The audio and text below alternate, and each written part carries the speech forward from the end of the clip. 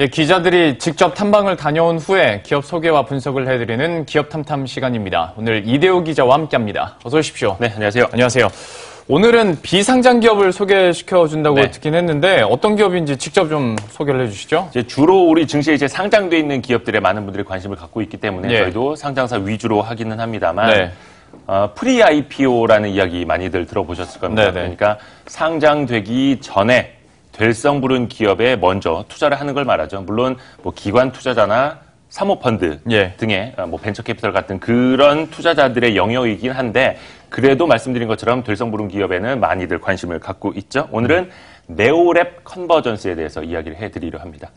네오랩 컨버전스만 이름이 어려워요. 예, 들어봤을 때는 뭐 연구기관인가 싶기도 하고 뭘 만드는지를 들어봐야 어떤 회사인지 알 것 같은데요. 어떤 기업입니까? 한마디로 쉽게 설명해드리면 이거는 그냥 일반 펜이긴 한데 스마트 펜을 만드는 회사입니다. 그러니까 이 펜으로 쓰는 걸 종이에다 펜으로 쓰면 그 실시간으로 스마트폰이나 뭐 아이패드 같은 스마트 디바이스에 옮겨주는 그런 기술을 갖고 있는 회사인데요. 백문이 불여일견. 직접 화면을 한번 보시죠.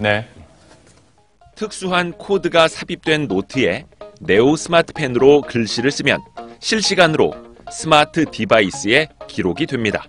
애플리케이션 안에서 펜 종류와 색상 등도 선택해 노트를 꾸밀 수 있고요. 손글씨를 텍스트로 변환해서 저장할 수 있어서 손글씨도 검색을 해서 찾아볼 수 있습니다.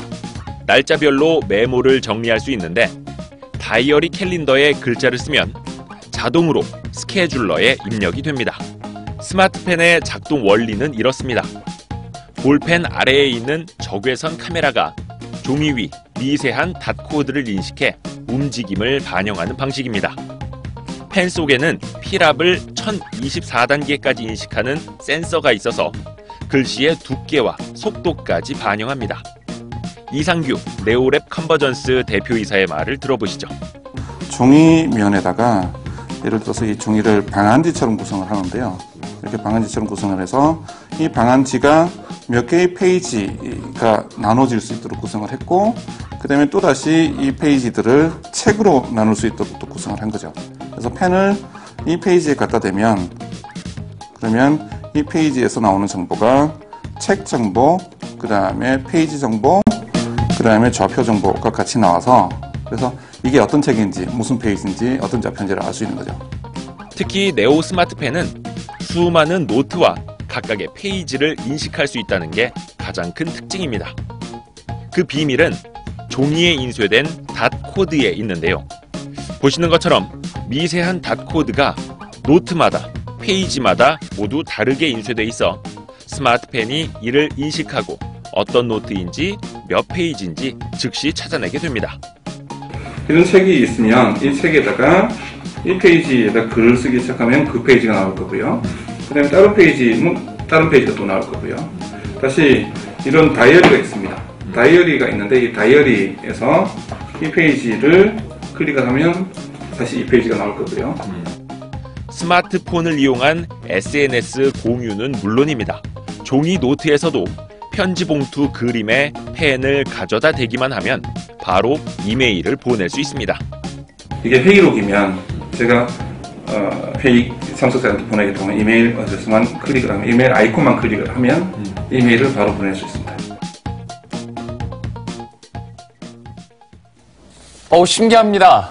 예, 보고 있으니까 학교 다니거나 특히 학생분들은 아주 좋아할 것 같고 저도 사실 그 몇 년 전에 그 왜 해외 그 펀딩 사이트가 있어요. 스타트업 펀딩 사이트. 거기에서 요걸 봤는데 야 이거 되게 신기한데 했는데 그게 우리나라 기업이더라고요.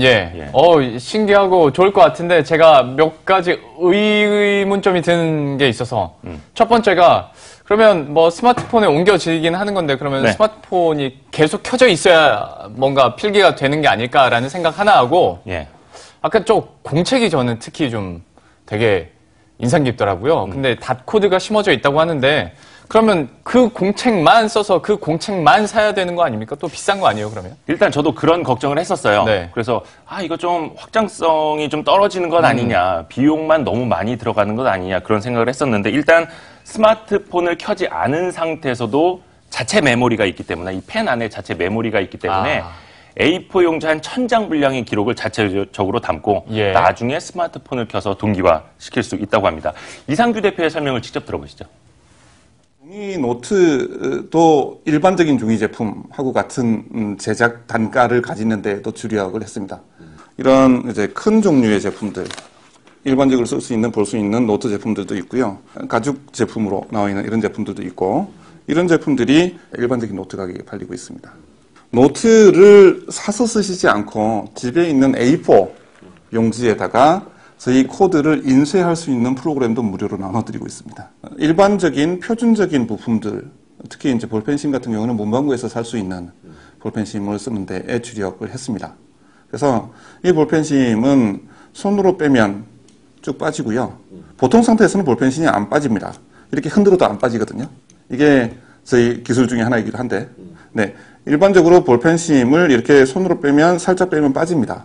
빠지고, 이 볼펜심은 D1이라는 표준 제품인데요.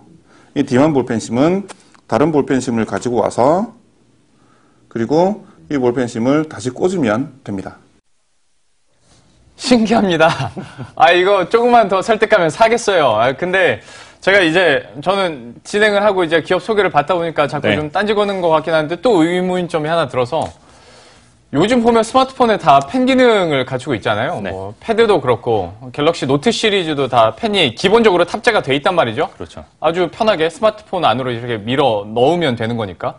그러다 보니까 과연 펜을 따로 사는 불편함을 사람들이 감수하고서라도 이 펜만 살까라는 생각도 살짝 들었는데 여기에 대해서는 좀 회사 측에서 그리고 의료기관은 어떻게 생각하십니까? 원래 저도 그렇고 기자들도 메모를 상당히 많이 하잖아요. 네. 그래도 저는 손글씨를 정말 못 쓰거든요. 네. 근데 필요는 하고 해서 네. 저는 갤럭시 노트라는 걸 쓰기도 하는데 이렇게 고객군이 저마다 다 다릅니다. 그런데 네오랩 컨버전스의 포인트도 이겁니다. 고객군이 다르고 손글씨를 쓰는 사람은 손글씨를 좋아하고 예. 이걸 싫어하는 사람은 싫어하기 때문에 굳이 설득하려 하지 않는다라는 겁니다. 라이프 사이클 그리고 그 개인 취향의 차이라는 거죠. 직접 손글씨를 쓰는 걸 좋아하시는 분들은 뭐 아시다시피 그 비싼 다이어리, 네. 그 유명한 다이어리 있어요. 그걸 또 사서 쓰고 네. 싫어하는 사람들은 엄청 또 싫어하고 네. 이렇게 좀 극단적으로 좀 나뉘죠. 그런데 이 메모를 좋아하는 사람들에게는 아날로그 감성 그대로 디지털화해서 오랫동안 간직할 수 있다는 게 큰 메리트가 된다는 겁니다. 그리고 또 단순한 기록 장치만 머무는 게 아니라 이 확장성도 좋아서 실시간 뭐 전송이 되기 때문에 나중에 교육용, 학습용 그리고 뭐 금융기관에서 증빙용으로도 쓸 수가 있다는 거죠. 이상규 대표의 설명 직접 들어보시죠. 학습에서 쓰인다고 치면 그러면 부산에서 학생이 공부를 하고 있는 게 서울에 있는 선생님한테 실시간으로 전송이 될 수 있습니다. 또는 그 전날 공부했던 내용을 그 다음날 선생님한테 보낼 수도 있고요. 외부 영업사원들이 있을 수 있습니다. 특히 보험 영업사원들을 보면 보험 신청서를 쓴다고 치면 근데 저희 장치는 사람이 개입이 필요 없이 종이에 썼던 내용을 바로 본부로 보낼 수 있고 본부는 그래서 보험심사 평가를 할 수도 있을 거고 또는 보험서류에다 사인을 하면 저희가 1024단계 필압을 같이 데이터로 전송을 하기 때문에 이게 사인이 진위 판별도 할 수 있고 이렇습니다.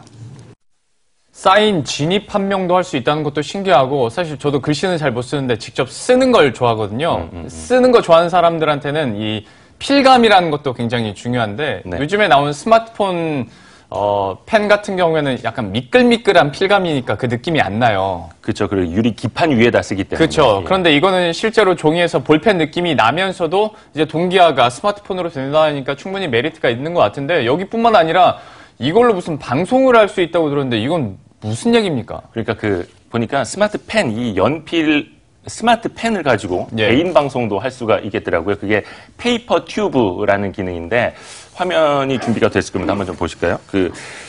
스마트폰에 있는 카메라로 예. 영상, 뭐 내 모습이든 상대방 모습이든 찍으면서 저렇게 펜으로 종이에다 글씨를 쓰는 게 예. 화면에 기록이 되고 나타나는 겁니다.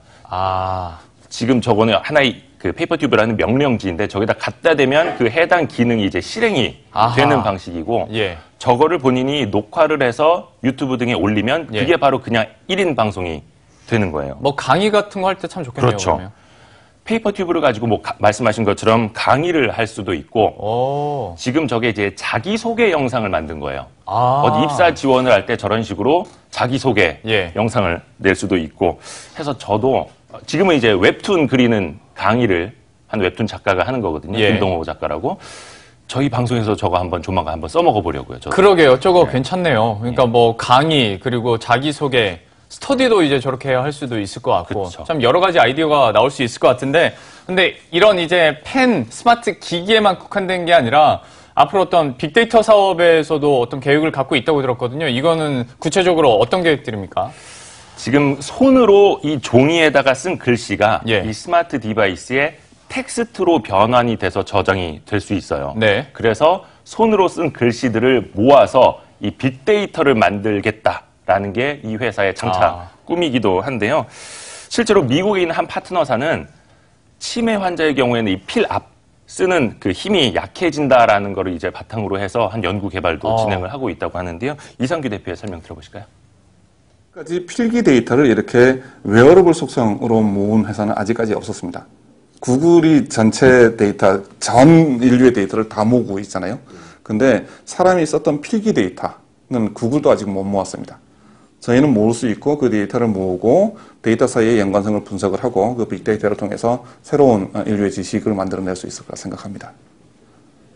네오랩 컨버전스에 대한 이야기들을 계속하고 있는데요. 제일 앞에서 얘기를 해주신 것처럼 프리 IPO, 그러니까 아직은 비상장사예요. 네. 언제쯤 그러면 상장된 기업으로 우리가 만나볼 수 있을까요? 네오랩 컨버전스가 이제 빠르게 성장을 하고 있는데 지난해에는 매출 300억을 넘어섰습니다. 매출 317억 원, 영업이익은 15억 7천만 원 정도 기록을 했는데 매출은 한 25% 늘었고 영업이익은 지난해 2배 정도 늘었습니다. 그래서 앞으로는 더 큰 성장을 내다보고 있고 이미 한 10개 정도의 기관 투자자가 프리-IPO 시장에서 이제 참여를 하고 있기 때문에 상장이 반드시 이제 필요하기는 한데요. 이상규 대표 통해서 그 계획 한번 들어보시죠.